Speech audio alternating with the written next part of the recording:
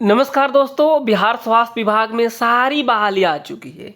यानी ड्रेसर की बहाली आ चुकी है, लैब टेक्नीशियन की बहाली आ चुकी है, ओटी असिस्टेंट की बहाली आ चुकी है, एक्सरे टेक्नीशियन की बहाली आ चुकी है, ईसीजी टेक्नीशियन की बहाली आ चुकी है। इसके अलावा फार्मासिस्ट, डेंटिस्ट और डॉक्टर की बहाली आ चुकी है। लेकिन एक जो बहाली है एएनएम और जीएनएम को लेकर जो सबसे ज़्यादा अब चर्चा हो रहा है कि सबकी बहाली आ गई तो इनका बहाली कब तक आएगा, इसके बारे में इस वीडियो में हम बात करने वाले हैं। इसके अलावा जो है कई लोग कह रहे हैं कि हम जो है हमारे पास जो है कास्ट सर्टिफिकेट या फिर एनसीएल जो है हमारे पास नहीं है, तो हमारे साथ क्या किया जाएगा, यानी हम कहाँ चले जाएंगे अगर आप नहीं बनवा पाते हैं कास्ट सर्टिफिकेट या फिर एनसीएल। इसके बारे में हम बात करेंगे, ठीक है। ड्रेसर समेत बाकी का एग्ज़ाम्स कब होने वाला है, यानी ड्रेसर का एग्ज़ाम कब होगा, क्योंकि आप लोग जो है एक के बाद एक सवाल पूछते हैं। पहले तो पूछते थे कि भर्ती कब तक आएगी, अब भर्ती आ गई। अब जो है लोगों का क्वेरी आ रहा है। मैं आपको बता दूं पूरे दिन में कम से कम 200 से ज़्यादा लोगों ने कॉल किया है आज, मतलब अलग अलग जो है विषय को लेकर के। तो जो है ड्रेसर भर्ती को लेकर जो हम बात करने वाले हैं कि आखिर इनका एग्ज़ाम कब होगा, बाकी का एग्ज़ाम्स कब होगा। सबका ऑनलाइन फॉर्म शुरू हो चुका है बीटीएससी के ऑफिशियल वेबसाइट पे। एक ही बात को मैं कई बार कई जगह कई वीडियो में बता चुका हूँ कि कौन कौन से डॉक्यूमेंट्स लगेगा। फिर भी एक बार मैं आप लोगों के रिक्वेस्ट पे रिपीट कर दूंगा। कई लोगों का कहना है कि हम बिहार से बाहर से हैं तो कौन कौन सा डॉक्यूमेंट लगेगा, इस चीज़ को भी बता देंगे। एक ही चीज़ को बार बार रिपीट करना अच्छा भी नहीं लगता है, लेकिन क्वेरी जो आती है उसके हिसाब से हमें बताना पड़ता है। सबसे पहले आप इस चीज़ को देखिएगा यहाँ पे कि पारा मेडिकल जो है सबका एग्ज़ाम जो है अलग अलग पोस्टों के लिए यहाँ पे डिसाइड कर दिया गया। आज के न्यूज़पेपर में जो चीज़ें दी गई थी जो है 14 अप्रैल से शुरू होगा परीक्षा। किसके लिए है, यहाँ पर बिहार स्वास्थ्य तकनीकी सेवा आयोग के स्वास्थ्य विभाग और गृह विभाग यानी जो जेल वाला होता है कारा के अंतर्गत विभिन्न पदों पर नियुक्ति के लिए परीक्षा की तिथि जारी कर दी गई है। परीक्षा राज्य के विभिन्न जिलों में से जो है यहाँ पे 2 से 3 पालियों में संचालित की जाएगी। किट संग्रहकर्ता के लिए 14 अप्रैल से शुरू होगा। यानी जो चीज़ें बतानी है उस चीज़ को आपको बता देते हैं कि जो है परीक्षा जो है कई चरणों में हो सकता है, यानी कई पालियों में हो सकता है। मान लीजिए ड्रेसर का है, कई पालियों में अगर एग्जाम होता है तो नॉर्मलाइजेशन होगा, ठीक है, नॉर्मलाइजेशन किया जाएगा। एक से अधिक पालियों में अगर आपका एग्जाम होता है तो नॉर्मलाइजेशन किया जाएगा। ये सारी पदों पे बहाली आ चुकी है, अब सबको पता है। और मैं इस चीज़ को एक बार रिपीट कर देता हूँ, अगर आपके पास एक्सपीरियंस सर्टिफिकेट नहीं है ना तब भी फॉर्म को भर सकते हैं। किसी प्राइवेट हॉस्पिटल से एक्सपीरियंस बनवाने के चक्कर में पैसा खर्च ना करें, कोई एक्सपीरियंस काम नहीं आने वाला है। आप एज अ फ्रेशर तो हैं तो फ्रेशर ही भरिए, आप फॉर्म को भर सकते हैं। बिहार से बाहर वालों के लिए जो है आपको जो है एनसीएल का सर्टिफिकेट नहीं लगने वाला है, हालांकि आप निवास बनवा लीजिएगा। ये सारी चीज़ें यहाँ पे आप देखेंगे। एग्ज़ाम्स को लेकर मैंने इस चीज़ को बता ही दिया है। कीट संग्रहकर्ता का जो एग्जाम्स होने वाला है 14 अप्रैल को होने वाला है। इसके बाद प्रयोगशाला यानी lab technician, OT technician, ECG technician, X-ray technician का जो है 26/4/2025 से होगा। और यहाँ पे जो विशेष चिकित्सा पदाधिकारी के लिए जो है 27 से होगा। तो यहाँ पे अब स्लॉट की बात करें तो अब आता है एक ड्रेसर का एग्ज़ाम, ड्रेसर का एग्ज़ाम, फार्मासिस्ट का एग्ज़ाम। इसके अलावा जो है आपको आता है और जो डेंटिस्ट का एग्ज़ाम, ठीक है। ये सारा का सारा जो एग्ज़ाम है आपको जो है अप्रैल लास्ट, ठीक है, अप्रैल लास्ट कहिए या जो है मई फर्स्ट वीक कहिए आपका एग्ज़ाम हो जाएगा। आपको ज़्यादा समय नहीं मिलेगा, जितना देरी से बहाली आया ना उतना ही जल्दी एग्ज़ाम लेगा। एग्ज़ाम कौन लेगा, टीसीएस लेगा, ठीक है। टीसीएस आपका एग्ज़ाम लेने वाला है, शानदार तरीके से एग्ज़ाम लेगा।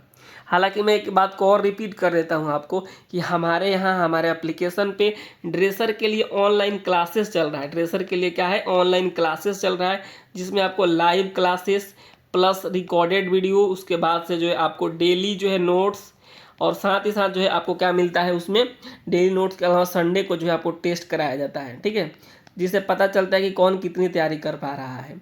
और जैसे ही सिलेबस कंप्लीट होगा हम लोग प्रैक्टिस सेट शुरू करेंगे और जो है मिसलेनियस करेंगे, यानी कंप्लीट सिलेबस हमारे यहाँ, चाहे एनाटॉमी फिजियोलॉजी हो, चाहे स्टरलाइजेशन, केमिकल सॉल्यूशन, या फिर जो है में इंस्ट्रूमेंट हो, या फिर जो है आप फार्माकोलॉजी का जो चैप्टर है सारे चैप्टर को कंप्लीट करवाया जाएगा।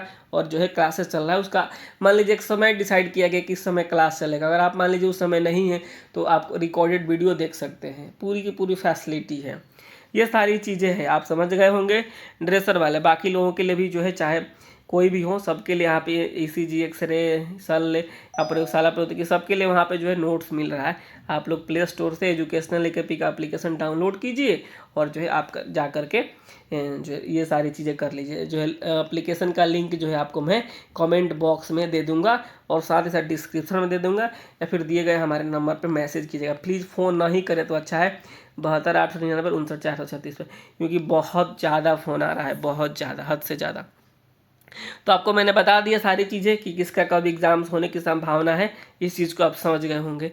अब थोड़ा सा मैं आपको बताने जा रहा हूँ डॉक्यूमेंट्स को लेकर के, थोड़ा सा बताऊँगा मैं, ज़्यादा नहीं बताऊँगा क्योंकि सबको सारी जानकारी हो चुकी है। देखिए डॉक्यूमेंट्स के लिए बात करते हैं यहाँ पे।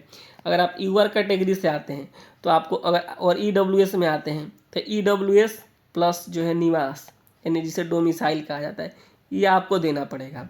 और उसके अलावा जिस चीज़ का जो है आप फॉर्म भर रहे हैं उस चीज़ का सर्टिफिकेट, 10th का सर्टिफिकेट है तो 10th, 12th है तो 12th, और बाकी जो D फार्मा है, B फार्मा है, लैब टेक्नीशियन है, या फिर तमाम जो चीज़ें हैं उनको, यानी एक्स्ट्रा जो है आपको EWS प्लस निवास लगाना है ईवर कैटेगरी के लिए। अगर आप EWS में नहीं आते हैं तो केवल निवास लगवाना है। ये चीज़ें क्लियर हो गई।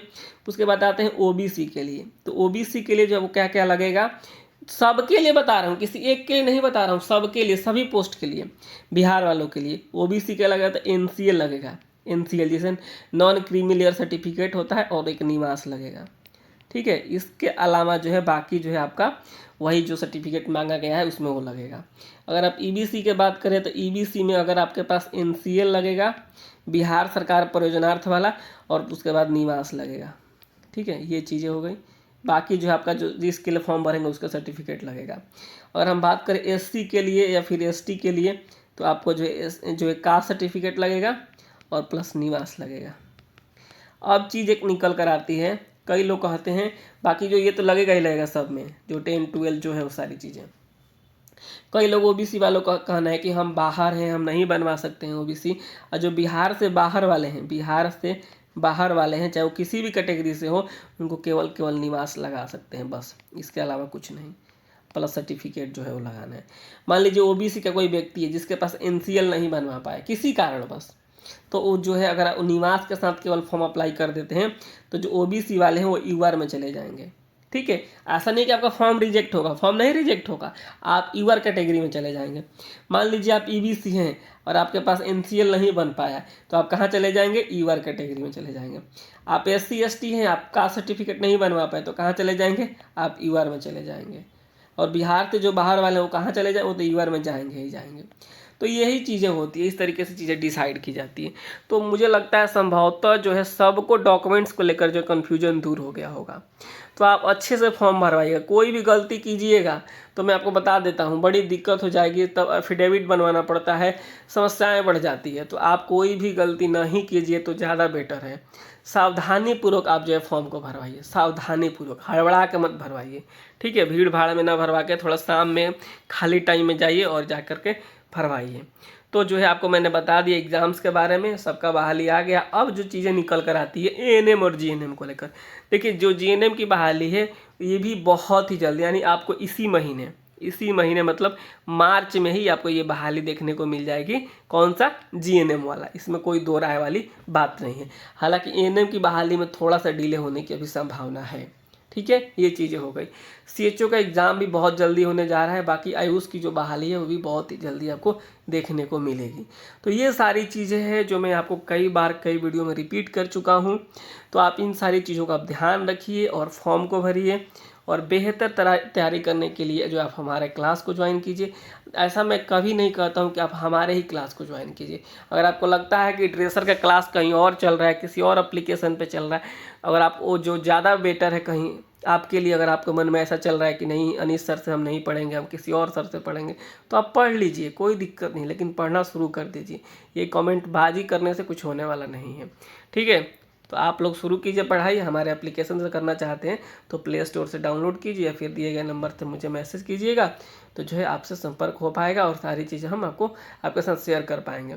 तो यही जानकारी है, यही आप लोगों के लिए है, और आप लोग तैयारी कीजिए। ज़्यादा समय आपको नहीं मिलने वाला है, 1 से 2 महीने, मैं बोल ही रहा था कि 2 महीने और 1 से 2 महीने का ही समय आपको मिला। तो आप तैयारी कर लीजिएगा तो बहुत ही बेहतर होगा, पूरा आपका भविष्य जो है तो होता है सुनहरा हो जाएगा, शानदार हो जाएगा, सब कुछ सही हो जाएगा। तो फिलहाल इस वीडियो में इतना ही। नमस्कार, धन्यवाद। और जो है जैसे ही कोई अपडेट आएगा मैं आप सभी को जो है ज़रूर बताऊँगा। नमस्कार, धन्यवाद।